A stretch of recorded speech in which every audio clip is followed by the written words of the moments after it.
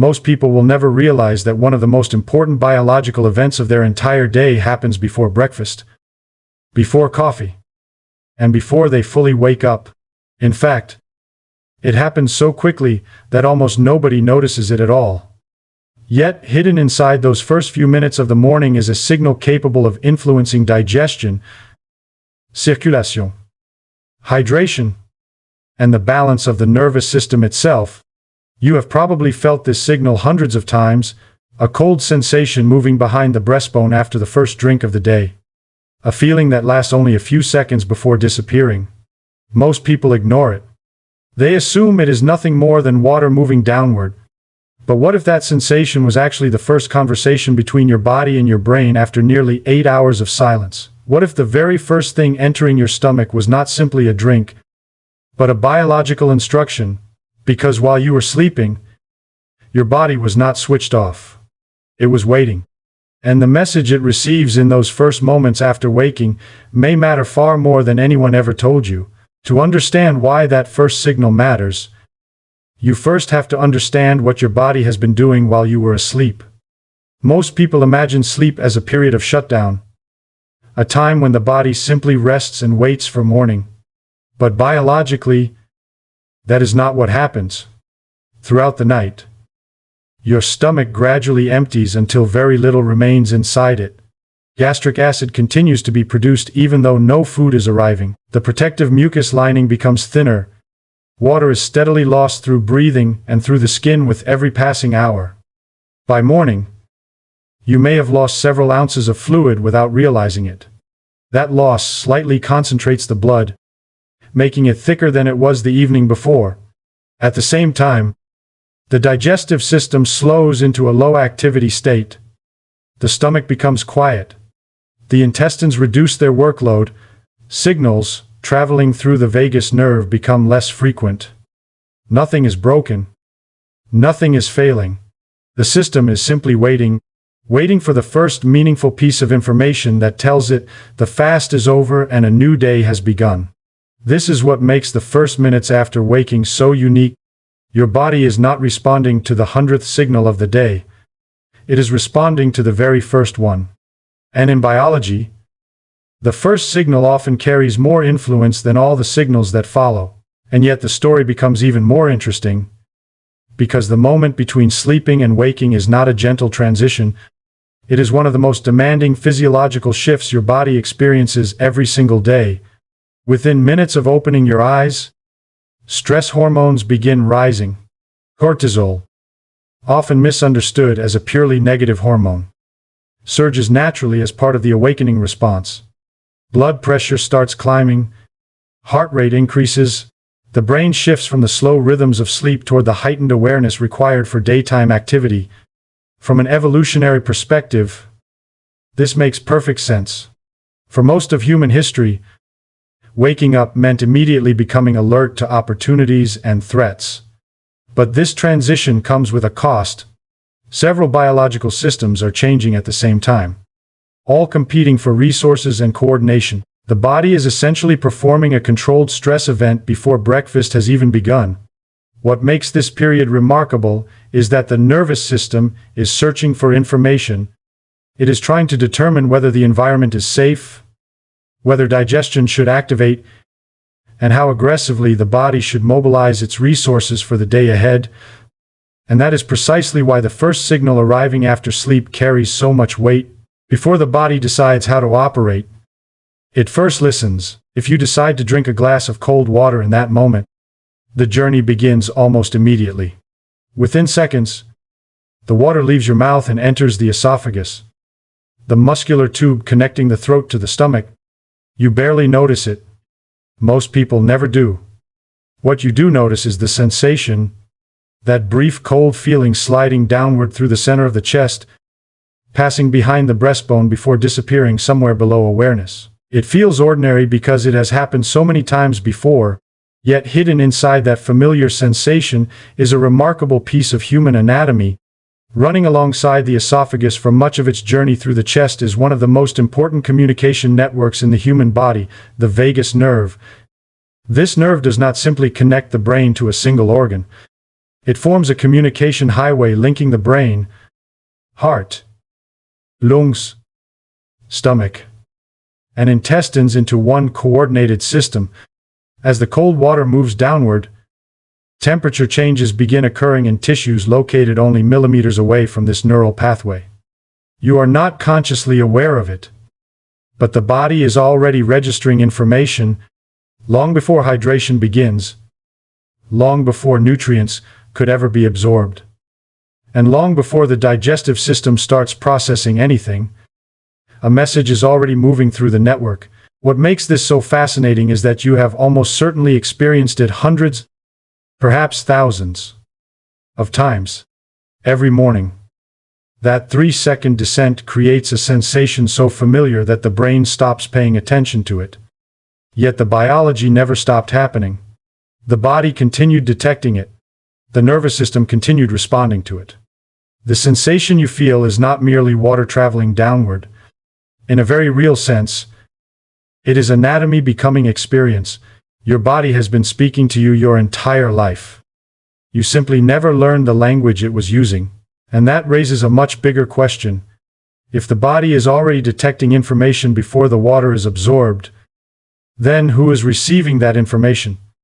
And where is it being sent? The answer leads directly to one of the most influential yet overlooked systems in human biology, hidden behind digestion.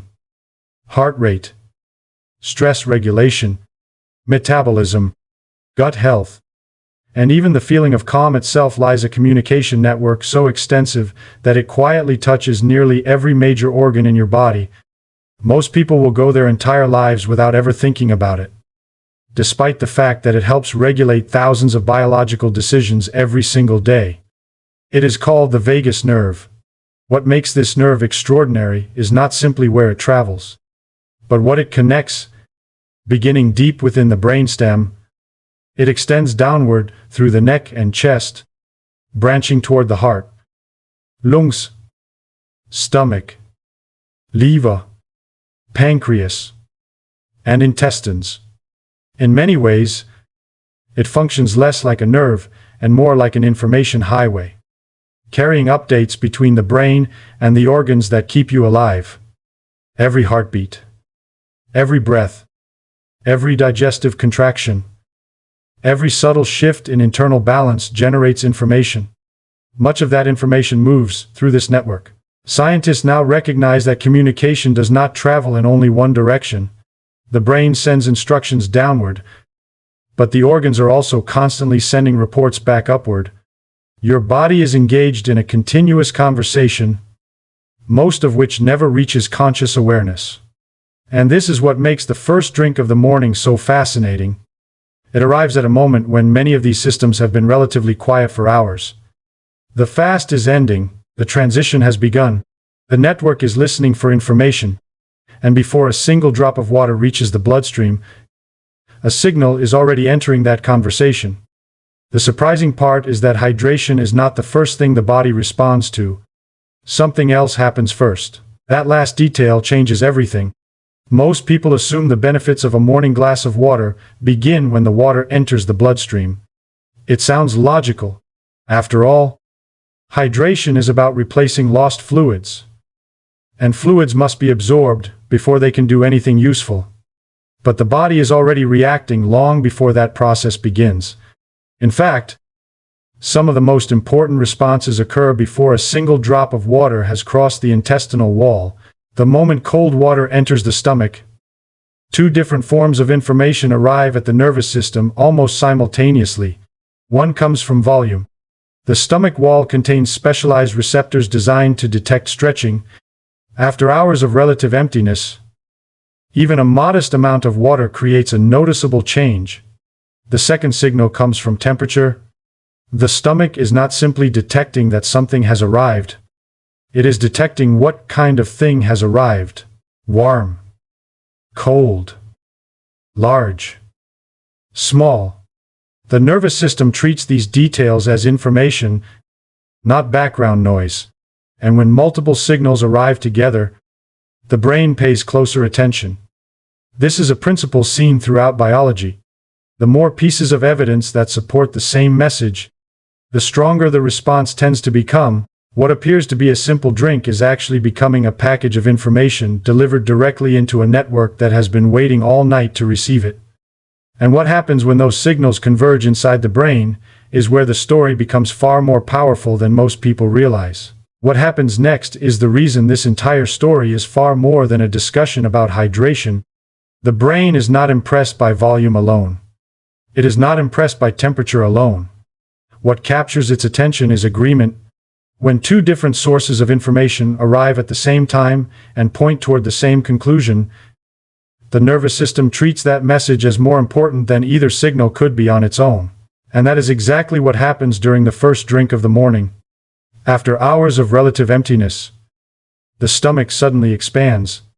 Specialized stretch receptors embedded within the stomach wall immediately detect that change. At the very same moment, temperature-sensitive receptors begin detecting the arrival of something colder than the surrounding tissues.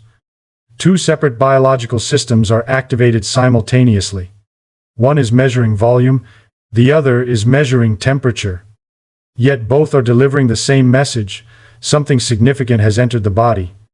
The signals travel through shared neural pathways toward the brainstem, where they are integrated into a larger response. Scientists describe this phenomenon as multimodal summation. The concept sounds technical, but the principle is surprisingly familiar. The brain becomes more confident when multiple forms of evidence support the same conclusion. A single witness can be ignored. Two independent witnesses telling the same story become much harder to dismiss. The nervous system operates according to a remarkably similar logic. When both volume and temperature arrive together, the resulting response becomes stronger than either signal would have produced alone. And that amplification does not remain confined to the stomach. Within minutes, communication begins spreading throughout the digestive system. Activity increases along pathways connecting the stomach, intestines, and colon. This helps trigger what physiologists call the gastrocolic reflex, a natural response that prepares the lower digestive tract for movement after food or fluid enters the stomach. Many people recognize the result without understanding the mechanism. A stronger urge for a bowel movement, increased intestinal activity, a feeling that the digestive system has suddenly switched on. What feels like a simple reaction is actually the product of millions of neurons processing multiple streams of information at the same time. The body is not merely reacting to water. It is interpreting a message, and the remarkable part is that temperature appears to amplify that message even further. Which raises an even bigger question: what exactly inside the stomach is capable of detecting cold with such extraordinary sensitivity? The answer lies in a structure so small that most people will go their entire lives without ever hearing its name. Yet it may be responsible for one of the most important sensations they experience every morning. Hidden within the lining of the stomach are specialized molecular sensors designed to detect temperature, not temperature in a general sense, but the precise difference between what the body expects and what suddenly arrives. For decades, scientists understood that humans could distinguish hot from cold, yet the mechanism remained mysterious. Then, researchers began identifying a family of microscopic receptors that function almost like biological thermometers. Among them is one of the most fascinating structures in human physiology, TRPM8. The name itself is forgettable. The function is not. TRPM8 is a protein embedded directly into the membrane of specific cells. It is neither an organ nor a nerve. It is a molecular detector whose primary job is to recognize cold. Most of the time, it remains silent. At normal body temperature, these receptors are largely inactive, waiting for a meaningful change in their environment. But the moment colder fluid enters the stomach, the situation changes dramatically. The receptor begins responding within seconds. Tiny molecular gates start opening inside the cell membrane. Calcium ions and sodium ions rush inward. Electrical activity increases. Nearby nerve endings become activated. Signals begin traveling through the vagus nerve toward the brainstem. And all of this occurs long before digestion, absorption, or metabolism have had time to begin. This is one of the most surprising discoveries in modern human biology. The nervous system is not waiting for nutrients. It is responding to information. In many ways, your body values information before it values calories. Knowing what has entered the system can be just as important as processing it.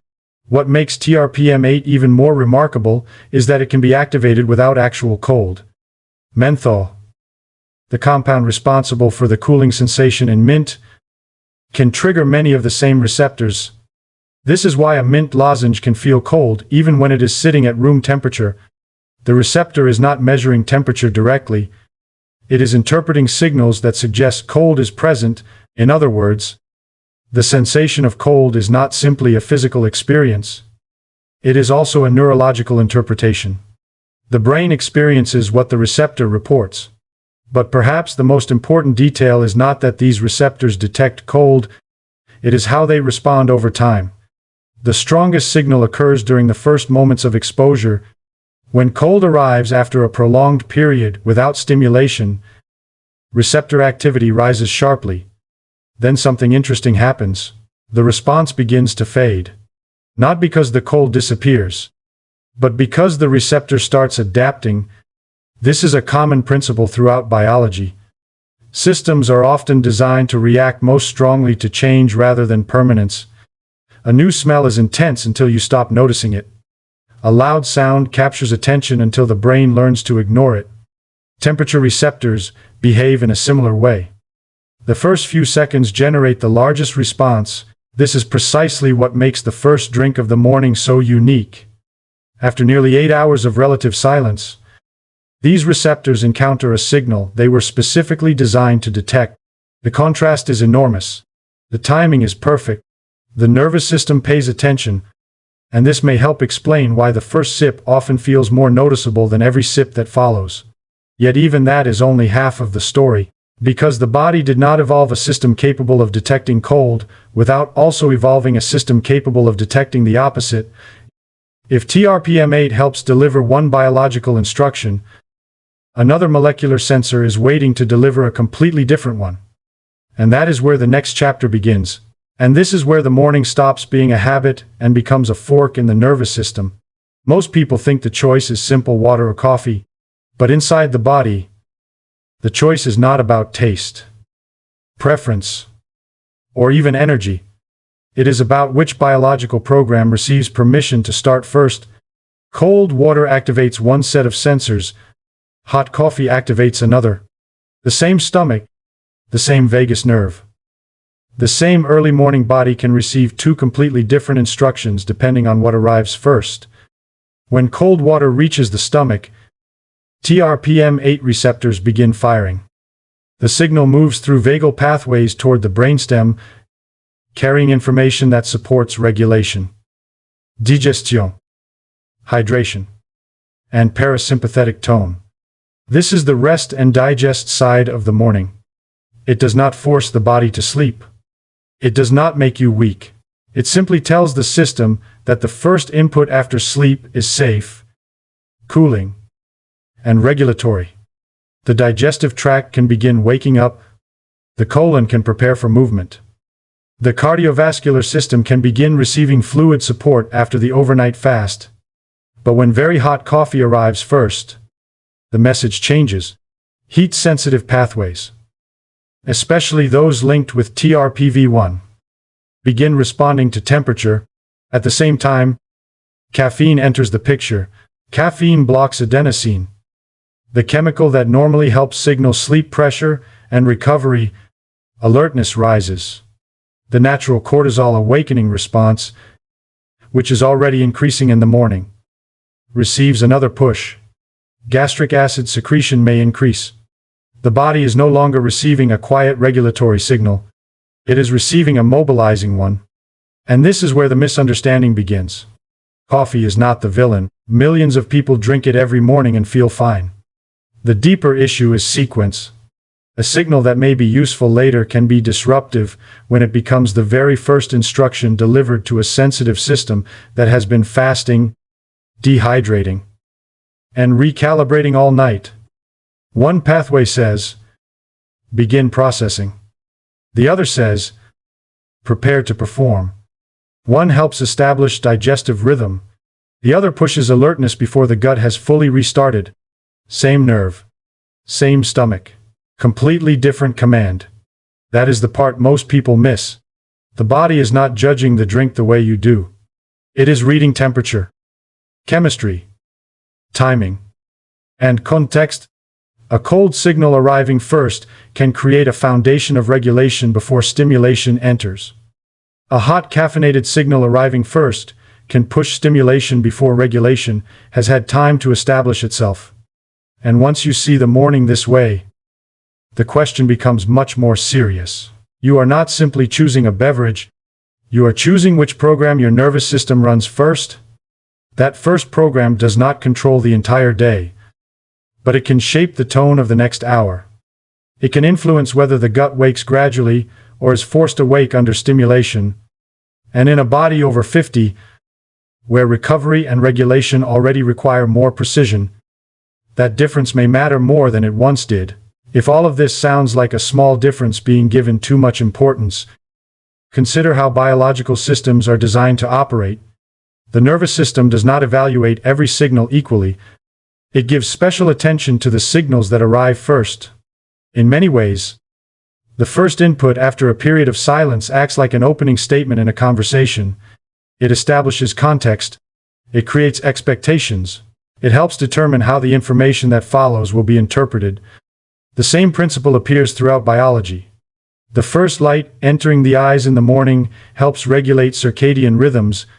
The first meal influences hormonal responses that can affect appetite later in the day. The first signal entering the stomach after an overnight fast follows a similar pattern. It arrives before competing information appears. It reaches receptors that have been relatively inactive for hours. It enters a nervous system that is actively searching for guidance during the transition from sleep to wakefulness. This does not mean the first signal controls everything that happens afterward. Biology is far too complex for that. But it does mean the first signal often has an advantage. It helps establish the initial conditions from which later responses emerge. And if the nervous system truly prioritizes the first message it receives, then the next question becomes impossible to ignore. What happens when that system begins changing with age? The answer becomes even more important after the age of 50, because the story is no longer just about receptors, temperature, or a morning routine. It becomes a story about a communication network that gradually grows quieter with time. One of the most consistent findings in aging physiology is that vagal activity tends to decline across the lifespan. The vagus nerve does not suddenly stop working. The digestive system does not suddenly fail. The change is far more subtle than that. Signals simply become less powerful. Responses become less efficient. Communication becomes less precise. A message that once produced a strong reaction at 30 may produce a weaker reaction at 65.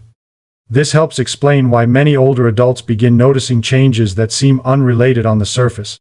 Digestion feels slower. Bowel movements become less predictable. The gut takes longer to wake up in the morning.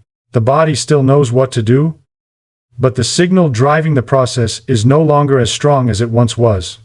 For many people, this is interpreted as personal failure. They blame their diet, their discipline, or their motivation. But biology tells a different story. In many cases, the system is not broken. The system is simply operating with a lower level of neurological amplification than it had decades earlier. The conversation between organs has become quieter, and that is precisely why seemingly small signals can become more meaningful with age. When communication weakens, information becomes more valuable. The body begins paying closer attention to the signals it still receives clearly. And that leads to one of the most encouraging discoveries in this entire story. Because while some parts of the system change dramatically with age, another part appears to remain remarkably resilient. And this is where the story takes its most surprising turn. Up to this point, everything seems to point in one direction. The nervous system becomes less responsive with age. Communication weakens. Digestive signals lose some of their strength. The body grows quieter. It would be easy to assume that every part of the system is declining together, But that is not what the evidence suggests. While certain neural pathways gradually lose efficiency over the decades, the receptors responsible for detecting cold appear to follow a very different pattern. TRPM8 receptors are constantly being renewed as cells are replaced. They are molecular structures designed to continue performing the same job over and over again.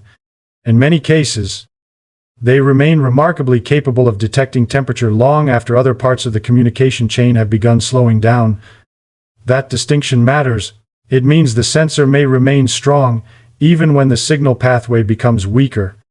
In practical terms, the body may still be perfectly capable of recognizing the message, even if the overall system is not responding as vigorously as it once did.